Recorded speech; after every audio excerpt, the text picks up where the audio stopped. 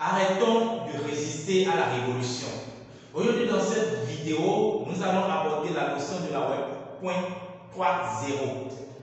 Une notion très capitale, très déterminante pour l'évolution de l'humanité.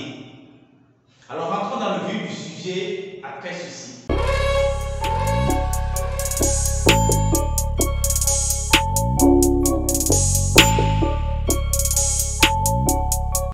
Salut à toi et bienvenue sur notre chaîne Authentique Victory Academy. Si c'est pour votre première fois, n'hésitez pas à vous abonner et activer la cloche de notification afin de ne plus rater aucune des vidéos que nous allons publier désormais pour votre bien-être.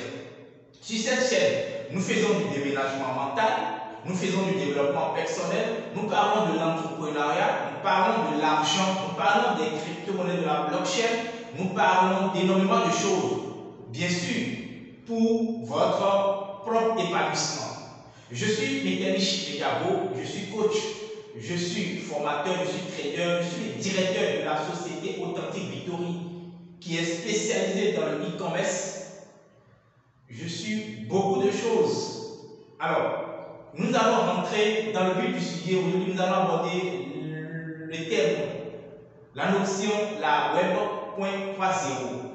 Alors, avant de rentrer dans le vif du sujet, dans le fond, je suis tombé sur une histoire qui m'a beaucoup touché et je souhaite lire cette histoire avant de rentrer dans le vif du sujet afin que nous puissions comprendre. Je ne voudrais pas raconter l'histoire et enlever une partie. Donc, je vais lire rapidement le texte. Le texte commence par où est passé Nokia. Pour ceux qui ne savent pas, Nokia est une société finlandaise de télécommunications, d'électronique, grand public et de technologie de l'information fondée en 1865. En 1998, Nokia a dépassé Motorola pour devenir le plus grand téléphone mobile au monde. En 2007, il occupe 51% de la part du marché mondial total. Qu'est-ce qui faisait autant de force de Nokia? Non seulement les produits Nokia étaient conçus pour durer avec une longue durée de vie de la batterie, mais ils étaient également à la mode avec d'excellents designs. Qu'en est-il pour le géant?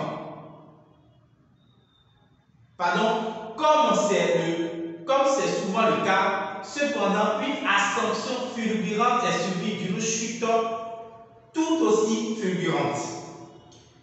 Qu'en est-il pour le géant Nokia? Quand Google est entré sur le marché des smartphones en 2008, des pairs tels que Samsung, Huawei et Motorola sont passés au système d'exploitation Android pour rester compétitifs. Nokia est resté réticent à faire de même jusqu'en 2011, date à laquelle il est associé à Microsoft pour sécuriser Windows Phone comme système d'exploitation principal. Malheureusement, Android est désormais présent dans 80% des smartphones alors que Windows Phone n'existe plus. Nokia est passé tardivement à Android en 2014, mais le mal est déjà fait. Alors, quand je suis tombé sur cette histoire, je me suis dit waouh. Aujourd'hui, nous avons compris que le Web 3 nous révolutionne le monde de l'Internet. Le Web 3, c'est le futur. Mais avant de rentrer dans le sujet du Web 3, nous allons rentrer maintenant dans le passé. Et par rapport à cette histoire que j'ai lue, nous allons comprendre. Nous allons commencer par le Web 1.1. Le Web 1.0. Pour comprendre que, en réalité, beaucoup d'entre nous résistons à la révolution. Il y a un changement puisque le monde est en perpétuelle évolution. Le monde est en train d'évoluer à une vitesse énormément grande V. Mais nous sommes toujours en retard par rapport à l'évolution. Alors, quand nous allons rentrer dans le passé, puisque c'est important de faire un tour dans le passé pour voir ce qui a été déjà et ce qui se prépare, ou ce qui est maintenant, ce qui se prépare. Alors, quand nous rentrons dans le passé, nous allons rencontrer le Web 1.1 qui était le début de l'Internet. On est d'accord?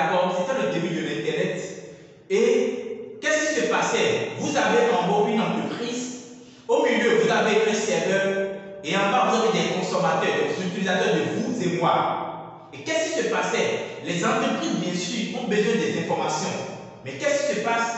Le serveur recueille les informations chez les utilisateurs comme nous et l'envoie directement à l'entreprise. Donc, l'information s'exécute dans un sens unique.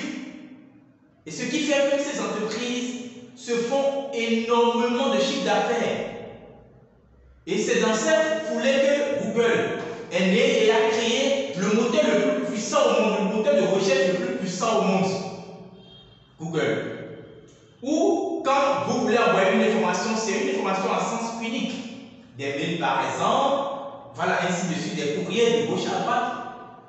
Mais cette révolution est passée et nous sommes passés de le web 2.0. Alors, à cette étape de l'Internet, qu'est-ce qui s'est passé? Nous avons toujours des entreprises, nous avons toujours le serveur au milieu et nous avons toujours des internautes, des utilisateurs comme vous et moi.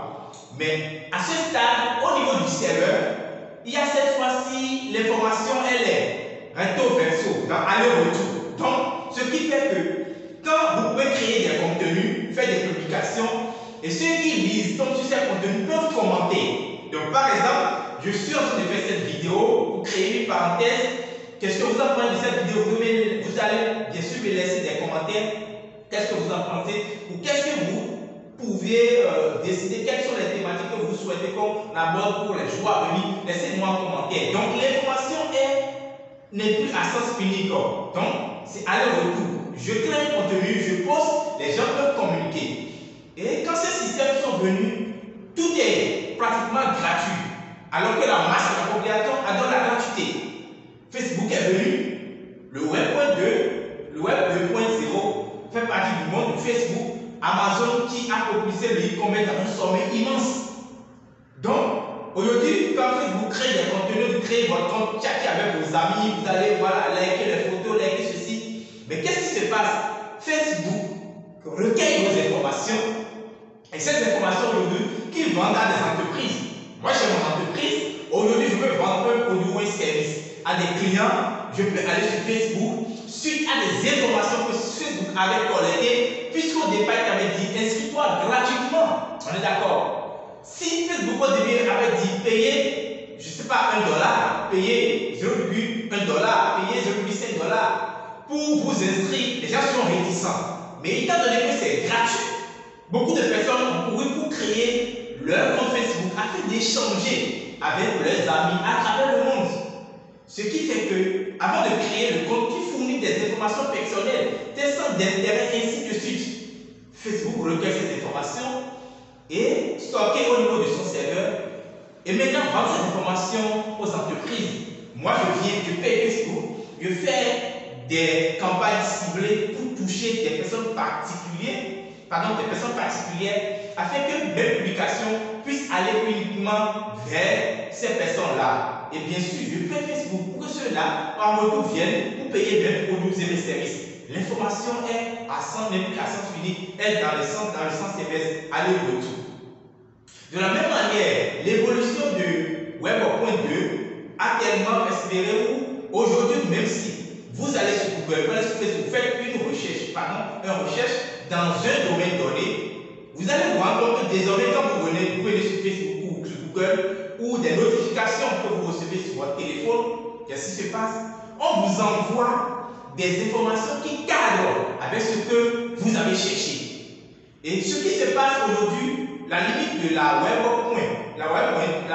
2.0, c'est qu'il y a ces serveurs qui détiennent ces informations et nous manipulent et décident de ce que nous, on doit publier ou on ne doit pas publier. La même chose, il y a des années antérieures, le compte Twitter de l'ex-président américain Donald Trump a été bloqué.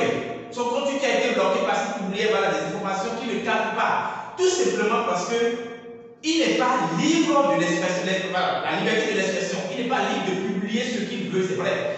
S'il y a des informations qu'il ne doit pas publier parce qu'il y a des âmes sensibles qui doivent tomber sur ces informations, mais on nous dit désormais, il y a des informations que vous ne devez pas publier. Mais si vous devez publier, vous devez fournir vos informations. Et aujourd'hui, le web 3.0, c'est Cette forme, sous forme d'Internet, le futur de l'Internet, qui a déjà commencé depuis les années 2014-2015, qui est basé sur la blockchain, sur les cryptographies et autres. Et aujourd'hui, quand on parle de la crypto-monnaie, de la blockchain, beaucoup de personnes sont réticentes. Non, c'est de la nague, c'est ceci, c'est vrai. Vous avez raison. Et de la même manière, ceux qui y croient et qui s'adaptent en même temps aussi ont raison. Mais au finish, votre raisonnement vous amènera où? Puisque le monde est en train d'évoluer, nous sommes en train de migrer complètement vers la web 3.0 qui est le serveur qui n'est pas, d'où les informations ne sont pas dans un serveur centralisé. C'est dans un serveur décentralisé. Aujourd'hui, on parle des minages, par exemple, des bitcoins, des crypto-monnaies, où il y a des serveurs un peu partout dans le monde, puisque cela permet à nous, les utilisateurs, d'avoir un contact direct avec les entreprises et de communiquer avec eux. Donc, ce qui fait qu'aujourd'hui, avec le monde des NFT, un artiste, un musicien, un dessinateur, je ne sais pas, peut produire son art et aller vendre directement sur le marché de l'Internet. Il n'est pas obligé de passer par un intermédiaire. Vous voyez, parce que les intermédiaires, ils recueillent des informations et ils vendent au plus offrant. Et ils se font énormément de la sur votre domaine. Avec la blockchain aujourd'hui, l'Internet décentralisé, vous avez votre smartphone, vous avez votre ordinateur, vous pouvez, peu importe là où vous vous trouvez sur la globe, vous allez vous faire énormément de l'argent en étant dans le monde de la web 3.0. Alors je vous encourage à poursuivre vos recherches et à beaucoup plus entrer dans cette nouvelle ère, dans cette révolution qui est l'Internet, le futur de l'Internet, puisqu'il y a en gré quelque chose qui se prépare, qui s'appelle le métaverse, qui s'approche. Vrai que le métaverse n'est pas égal à la web 3.0. On est d'accord? Mais cela est important pour que vous puissiez poursuivre vos recherches personnelles pour comprendre. Et aujourd'hui, en fait, je ne vous oblige pas à investir dans les crypto-monnaies, la blockchain, mais vous devez comprendre le fonctionnement. Puisque, pour finir cette vidéo, je vais vous dire simplement, si, lorsque la web 1.0 était sortie, si vos parents d'alors s'étaient véritablement ancrés dedans, avaient compris énormément de choses, dès que c'est migré en web 2.0, ils allaient nous éduquer en même temps, puisque nous-mêmes, on puisse se faire fortune grâce à Internet. Mais tel n'est pas le cas. Il a fallu qu'on a fait de longues études, on a perdu énormément de temps, on nous a poussé le crâne, on nous a traumatisé, et après, c'est qu'on commence par véritablement chercher, et il est difficile à un adulte de désapprendre pour apprendre, d'où la difficulté aux adultes d'intégrer, de migrer facilement vers le monde de l'Internet. Aujourd'hui, toi qui m'écoutes, qui es déjà parent, même si tu n'as plus l'énergie pour investir dans le web 3.0, il faut t'informer, il faut s'informer. Celui qui a l'information a le pouvoir. Cette information, tu peux transmettre à tes enfants, à tes descendants, afin qu'ils ne soient pas en retard de l'évolution, puisqu'ils sont déjà nés, je suppose, dans la révolution, dans le monde de l'Internet, du web 3.0. Mais vu ton incapacité à acquérir l'information pour les transmettre, ils seront victimes de ça et ça sera trop tard pour eux afin qu'ils puissent se faire leur place dans ce monde-là. Merci beaucoup à vous d'avoir écouté cette vidéo du début jusqu'à la fin. N'hésitez pas à vous abonner et activer la cloche de notification et partager au maximum la vidéo pour que d'autres personnes puissent en bénéficier. Laissez-nous bien sûr en commentaire les sujets que vous aimeriez que nous abordons pour les fois prochaines. Et merci beaucoup à vous. C'était Coach Metternich Mediagor et on est ensemble pour de grandes choses. Ciao, ciao.